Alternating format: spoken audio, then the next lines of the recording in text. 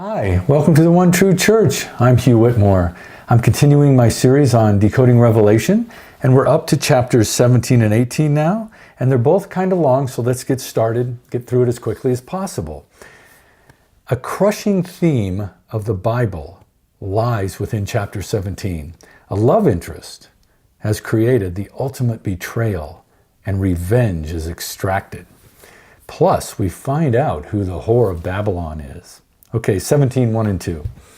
And there came one of the seven angels which had the seven vials, and talked with me, saying, Come hither, I will show you the judgment of the great whore that sits upon many waters. The great whore is perfectly clear if you know your Bible story, especially the Old Testament. So the multitude of guesses out there baffles me.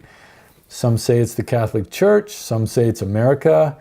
But the Catholic Church and America didn't exist when Revelation was written, and Revelation was written for that time, about something God was trying to make happen within 3.5 years of that time.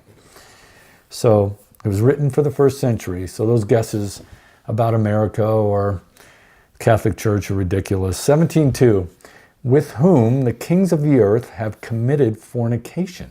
Fornication means two things in the Bible. First, it's sex outside of marriage, but in this case, fornication is used way more frequently this way, which is to describe people who whore to other gods, which is breaking the first commandment. And Israel was addicted to fornicating with other gods in the Old Testament. Okay. For example, 2 Chronicles 21:11, speaking of the king of Israel at that time. Moreover, he made high places in the mountains of Judah and caused the inhabitants of Jerusalem to commit fornication and compelled Judah thereto. Later in the prophets' eras, Ezekiel 16:15, but thou did trust in thine own beauty and played the harlot, whore, because of thy renown, and poured out thy fornications on every one that passed by. So are you starting to get warm on the answer yet? And moving back to the description of the whore, 17:4, and the woman was arrayed, that's clothed, in purple and scarlet color, and decked with gold and precious stones and pearls, having a golden cup in her hand, full of abominations and filthiness of her fornication. So she was arrayed in purple and scarlet color and decked with gold. These are her colors in Revelation. In Exodus 28:15-18, the priestly garments God required for Israel are specified. You shall make a breastpiece of judgment, the work of a skillful workman, like the work of the ephod, you shall make it, of gold, of blue, and purple and scarlet material, with fine twisted linen, you shall make it. Those colors starting to sound like they're replicated here in Revelation. It shall be square and folded double, a span in length and a span in width. You shall mount on it 4 rows of stones. The first row shall be a row of ruby, topaz, and emerald. How about that? Warmer still? Precious stones and pearls? Who does it look like? It's the whore of Babylon. 17:5, and upon her forehead was a name written, Mystery, Babylon the Great, the mother of harlots and the abominations of the earth. So, mystery in the Bible refers to this power. It's like an electrical power that grids the earth, that is holding in sin and keeping us from reaching God and getting him back here. And the mark on the forehead here again is not literal. As God says to Israel in Jeremiah 3:3, you have the forehead of a whore. You refuse to be ashamed. It's figurative. Something that's burned into you is on your forehead. Obviously, the whore of Babylon is Israel. They were evil, evil, evil throughout the entire story. But to elevate their evil nature and intent to being the leading cause in the evil system that runs the earth is an earth-shattering realization in the Bible narrative. 17:6, and I saw the woman drunken with the blood of the saints and with the blood of the martyrs of Jesus. And when I saw her, I wondered with great admiration, because Israel was involved in killing Christians, involved in killing the martyrs of Jesus, and of course they were involved in killing Jesus. 17:7, but the angel said to me, why do you marvel? I will tell you the mystery of the woman and of the beast with 7 heads and 10 horns that carries her. The beast you saw, this is 17:8, was and is not, and is about to rise up from the bottomless pit and go to destruction. And the dwellers on earth whose names have not been written in the book of life from the foundation of the world will marvel to see the beast, because it was and is not and is to come.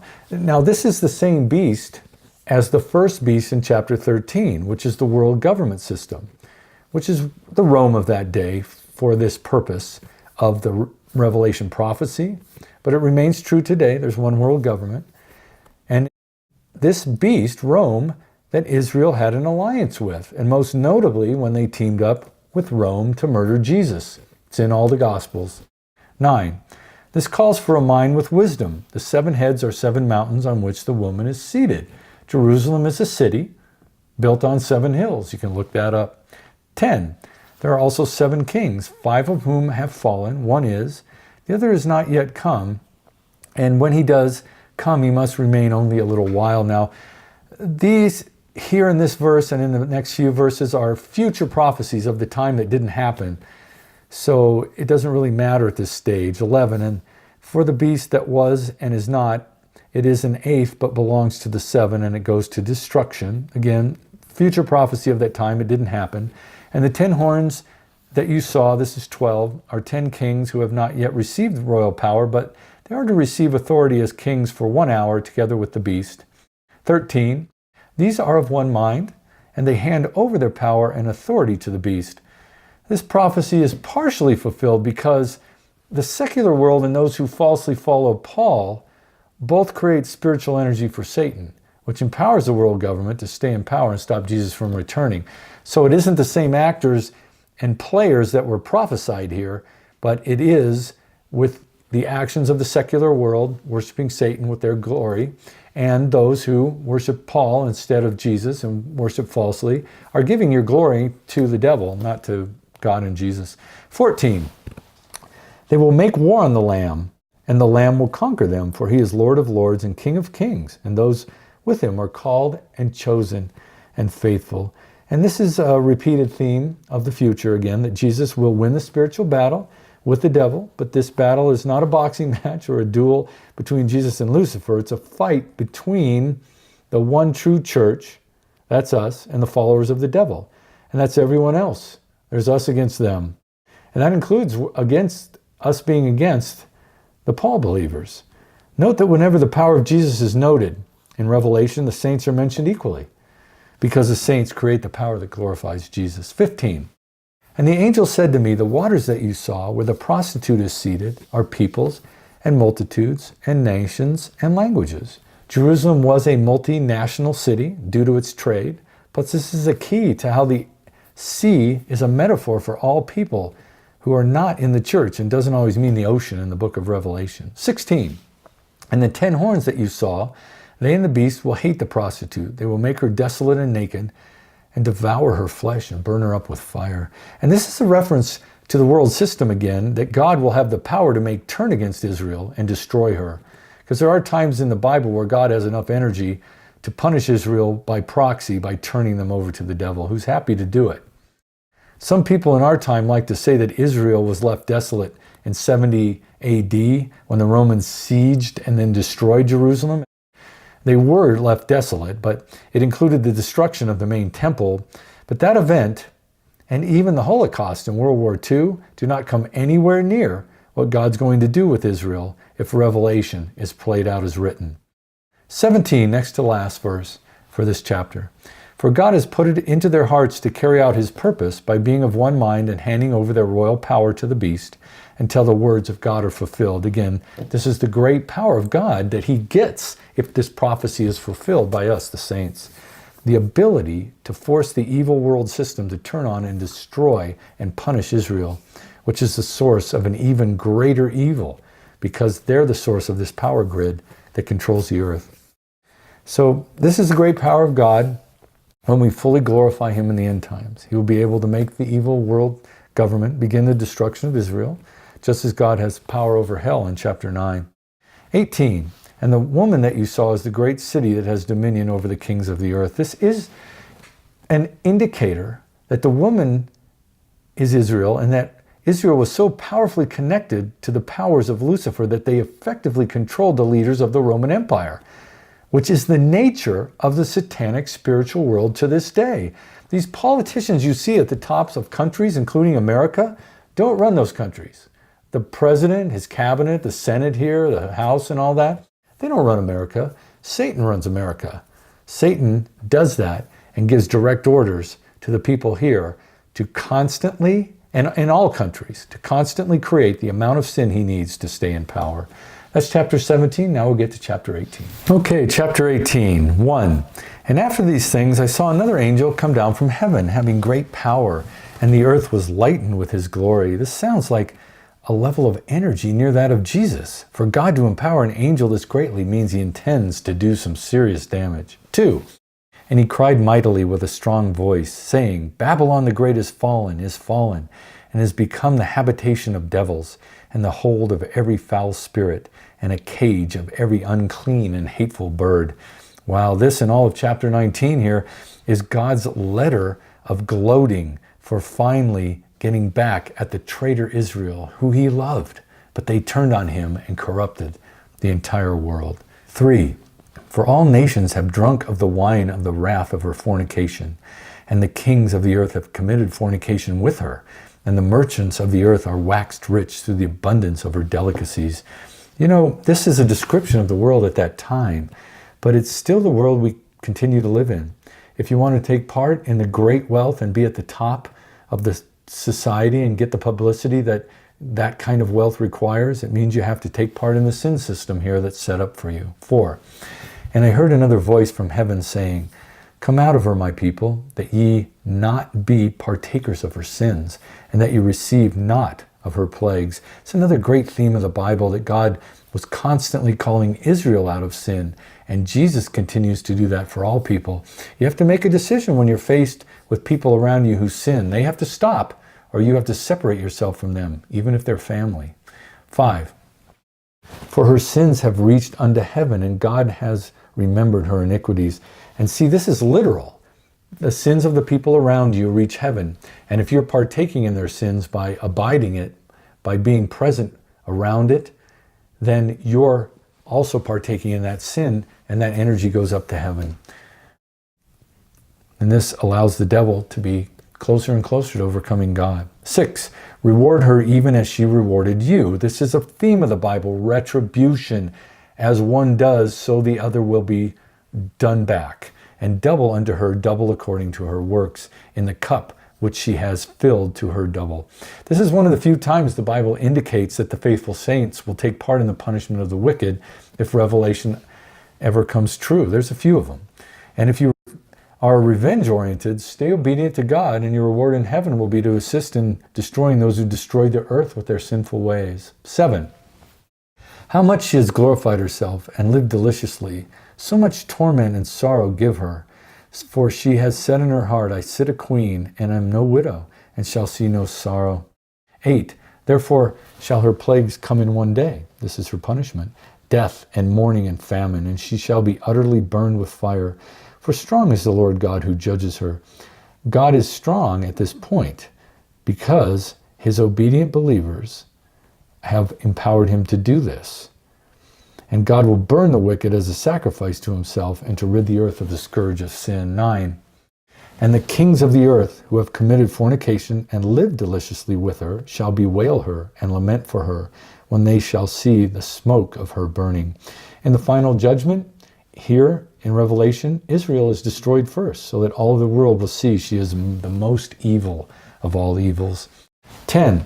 Standing afar off for the fear of her torment, saying, Alas, alas, that great city Babylon, that mighty city, for in 1 hour is thy judgment come.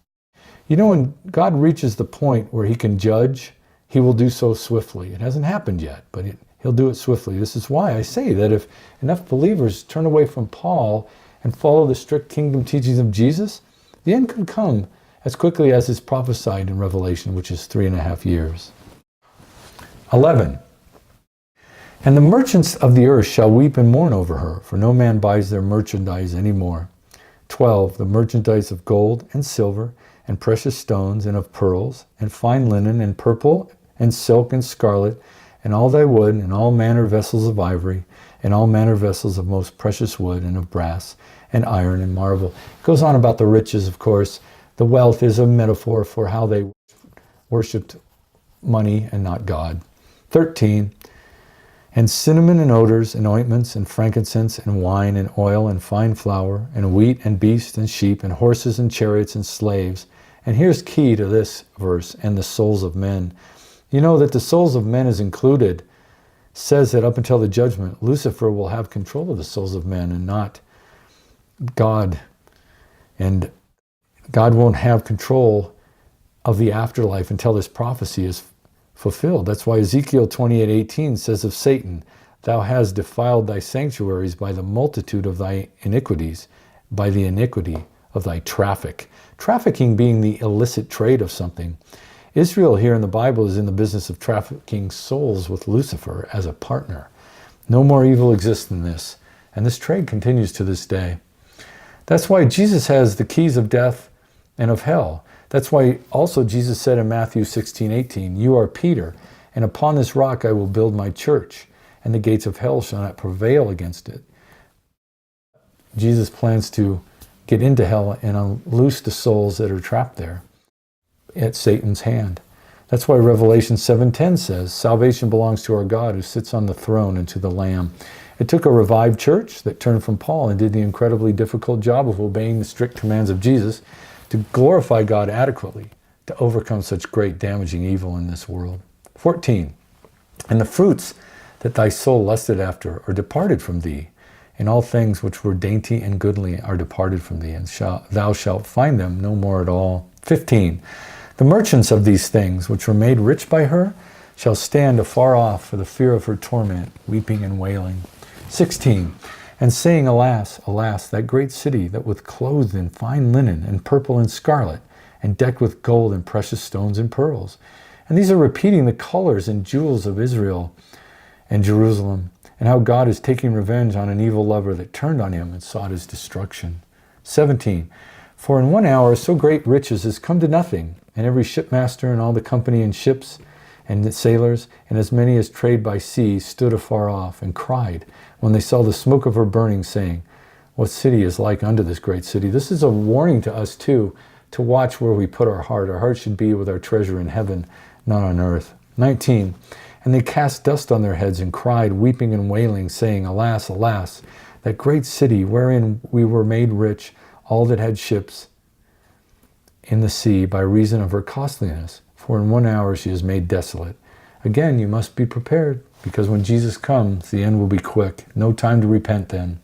20, rejoice over her, thou heaven, and ye holy apostles and prophets, for God has avenged you on her. So we, as saints who have received a great reward in heaven, get to rejoice over the death of evil Israel. 21, just a few more verses. And the mighty angel took up a stone like a great millstone, and cast it into the sea, saying, thus with violence shall that great city Babylon be thrown down, and shall be found no more at all. And this represents the death of the secular world, the metaphor being the sea, and Israel being part of that. 22, and the voice of the harpers and musicians, and of pipers and trumpeters shall be heard no more at all in thee, and no craftsman, of whatsoever craft he be, shall be found any more in thee, and the sound of the millstone shall be heard no more in thee. 23, next to last, and the light of the candle shall shine no more at all in thee, and the voice of the bridegroom and of the bride shall be heard no more at all in thee, for thy merchants were the great men of the earth, for by thy sorceries were all nations deceived. You see, they're talking about all the great things we have around us in the world today, the wonders of commerce and purchasing and consumerism. Turn away from that. Be modest. It'll be too late at the end if you're trapped in this. 24. Oh, and I forgot to mention in 23, for by thy sorceries were all nations deceived. In the end, we're all deceived by the sorceries of this earth. That's what's keeping all of this false system in place. 24, and in her was found the blood of the prophets and of saints and of all that were slain upon the earth. You know, Jesus said in Luke 13:33-34, nevertheless, I must go on my way today and tomorrow and the day following, for it cannot be that a prophet should perish away from Jerusalem. O Jerusalem, Jerusalem, the city that kills the prophets and stones those who are sent to it. So that makes clear in chapter 18 that Israel and their city of Jerusalem is the seat of Babylon. And they are the whore of Babylon. So the deception put upon God is great, and that God's heart was broken is abundantly clear. But this is the God who is infinitely loving to those who obey him, and infinitely revengeful to those who cross him.